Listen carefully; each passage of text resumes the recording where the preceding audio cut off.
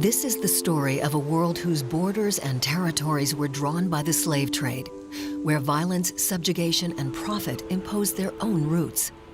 This criminal system shaped our history and our world. On São Tomé, the Portuguese invented an economic model with unprecedented profitability, the sugar plantation. This was the first black colony, the first slave society. We witnessed the marriage of the black man with sugarcane. Both the time in which the slaves were digging the cane holes and the times in which they're harvesting are really the peak of the labor on a plantation. You could almost see the slaves wasting away when they were digging these cane holes because the work was so strenuous and they were getting fed so poorly.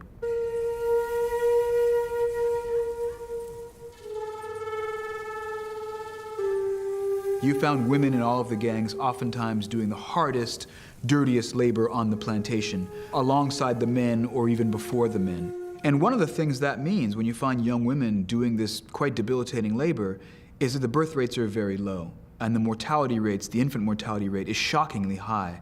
In the mid-18th century, people talked about 9 out of 10 infants born to enslaved Jamaican women dying, right, within the first year.